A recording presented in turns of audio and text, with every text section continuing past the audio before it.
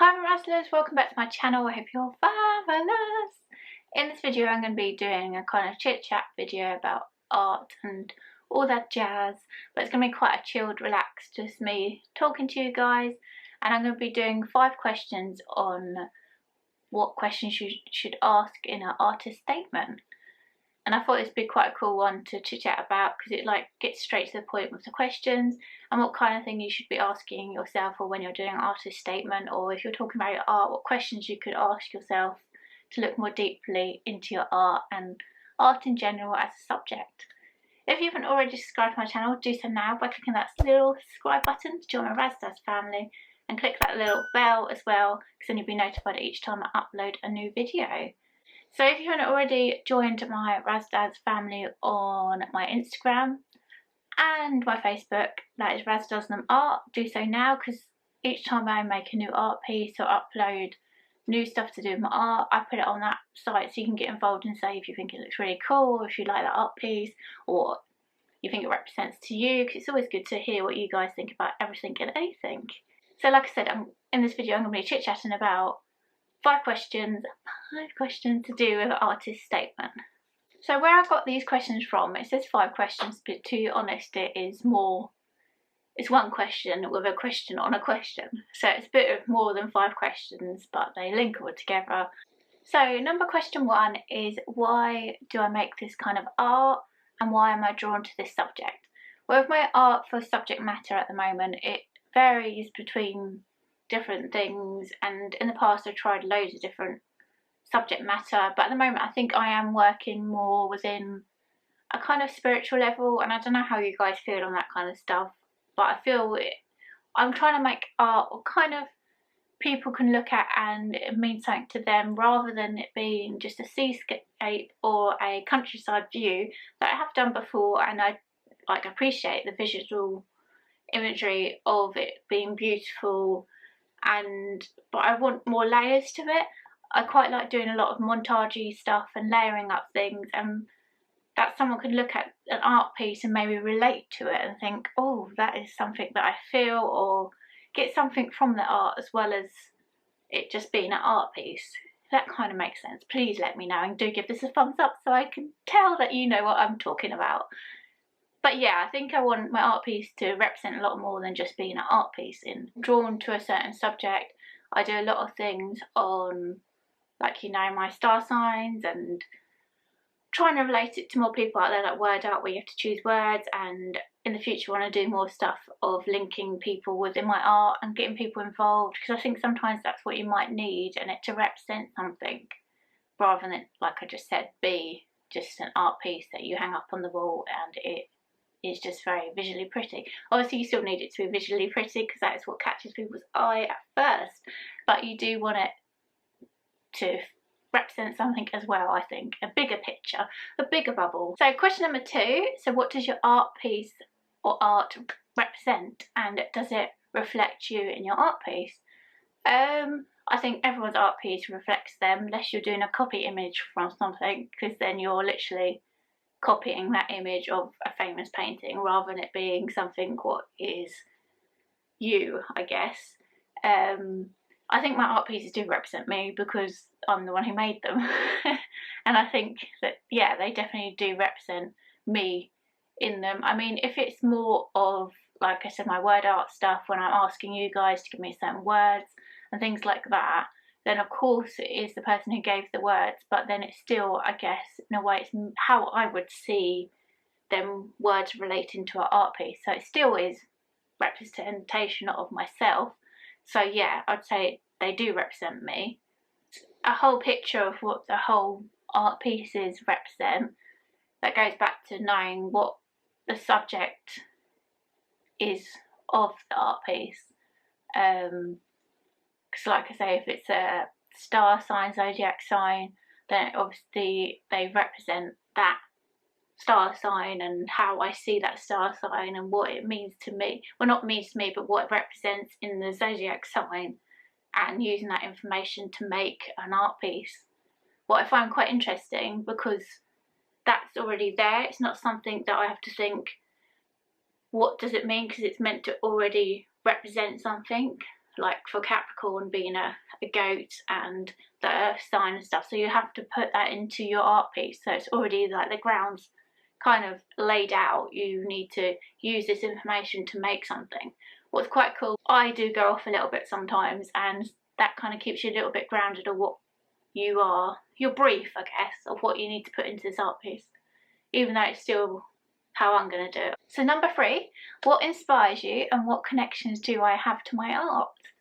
So this question is quite cool because a lot of things inspire me. I can get inspired by, I am such a person who would go on a walk and be like, that's amazing, this is amazing, and I just take in everything. I do love nature, as I've told you before, and the stars and all that kind of thing. But as for the inspiration, other artists inspire me, and I have done a video on that before, so I won't go into major detail on that. So do check that out if you want to go and have a look of different artists who have inspired me in the past. And I always am getting inspired by any artist, be it if they're huge or if they're a small artist, because I don't think it should really matter how big that person is in the art world. If something inspires you, it inspires you. You shouldn't like judge them on how everyone else thinks. And I do get inspired really, not easily, but if I know I like something, I like it. And if I'm passionate about liking this thing, then yeah, I know I don't feel like I have to have someone else telling me, basically. Yeah, so I think a lot of different things inspire me, and I always am taking them in and just thinking, how can I use this information in my art, and what do I like from art, and that kind of thing. How do I connect to my art? I do connect to my art quite deeply, and yeah, I do feel like my art is a part of me and is a connection there, because I do want people to see your art and think, I know who made that, because there is a certain style, or they can just tell it's my art due to how it is. If that, yeah, I think that's right. So yeah, I do think I connect to my art, and I think you should, in a way, otherwise it becomes very, there's no soul in that art, or there's no, you want your art to feel like it's kind of living, if that makes sense. You want it to breathe the area that you put it up, be it a sculpture or a 2D canvas. But this is obviously what I feel. I'm very passionate, and you do want it to feel the air of where you are hanging that art piece. And I do feel, yeah, I do connect to my art a lot. So number 4, how do I make my art and what materials do I use? So with this question, I make my art using digital software. This is, again, at the moment, I'm doing a lot of digital 2D stuff. In the past, I've done wire sculptures and different ways of making it, but I'm focusing on digital stuff at the moment and using a software called Pixel Monitor, I think it is, through my laptop and a graphics tablet. I use this materials because it's like painting on a canvas, but you can do it digitally. I have done painting, I said it sounds funny, but in real as well, but with this you don't have to worry about getting messy. You still can add textures. I like doing a lot of montage, like layering, like I said, so you can do that all on this software. And I like playing around with different imageries and painting onto it, using things so it looks like pastels, paints, different textures, and with meaning upon meaning in the image. So when you look at the image, there's like, you spot something and think, oh, that's cool, and then you see another image and think, oh, why is that a link to that? And it makes you think and makes you wonder why I did certain things and why I linked it to how I was thinking of the subject matter. I feel I work this way at the moment due to, I suppose I like the idea that you can still express yourself, but you don't have to worry about getting so messy, because sometimes I do, I do, if it's something I am doing with my hands and things, I do get messy, and stuff goes everywhere, because I'm very creative, I'm very like flamboyant, I guess, and stuff goes flying. And with this, it is in a more of a contained area. I still can express myself as much as I want, but if like I'm not going to spill the water pot all over my art, I'm not going to, don't know, paint black on it and then not be able to get it off or something silly, I can always undo it. I always can change it back to how, if I'm not happy with it. So I can still be a bit precise, but then in a certain respect I'm kind of challenging that as well, because in the past I've been so like, maybe take more time than I should on something, or I feel like I like the challenge of having to do something in that time frame, or not being so fussy and just seeing where the art goes and flows. And because it's a new software what I'm trying, it's quite good to challenge yourself and see where it evolves. So question number 5, what does my artwork mean to me? Okay, this is quite an unusual question to me, because of course your artwork means something to yourself. I mean, if it was something that, I mean, it is related to me, because of course it's my imagination and my thoughts are going into the pieces, but I think sometimes I want my artwork to be a story, takes you on a little journey, or you can, like I said, look at it and find out different things within the artwork and make you ponder out things, make you,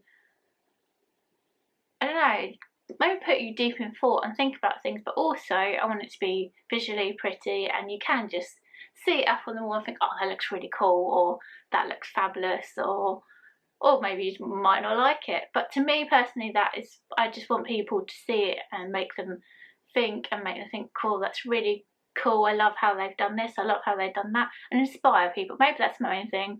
If someone looks at my artwork, and what it means to me is if someone sees it and they get inspiration and think that's cool, and they go off and paint. I think that is my main thing, that I think my artwork means to me. Well, I don't know if that's an odd thing to say or not, but yeah, that's the first thing that comes to my head. What if someone looks at my piece, I would want them to think, oh, that's really, really cool, I love how she's done this, done that, and inspires them to maybe go off and do their own thing. Because I think a greatest quote I've heard was, you can be inspired, but to inspire someone else is the greatest success. And I think that's always true, and I always think that with stuff what is creative. If you can inspire other people, then you are inspiration. Wow, that's very deep and very out there. And on that note, I think we might stop answering these questions. So I hope you enjoyed this video. If you did, do give me a huge thumbs up, because I do more videos like this. And if you haven't already joined my Razdaz family, do so now by clicking on the little subscribe button and click that little bell to be notified at each time I upload a new video. You'll be told, and you can go and check it out.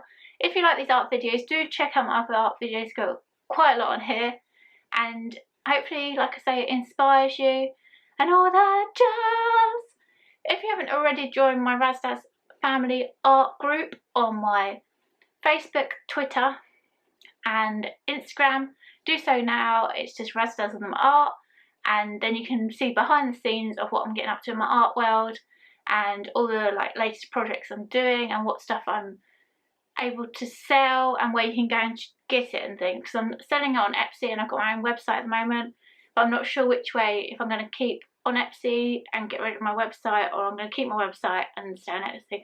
I'm just basically just seeing what happens. But I am on Etsy, so everything that, all my art stuff, you can go and buy. And some other videos I show you my canvas, what I recently brought, to show you guys how big it is and the standard, and it looks fabulous. So if you haven't already checked that out, go and check that out too. And like I say, you can buy all my art stuff from these websites. And see you guys later, and keep crafty and creative. Ooh.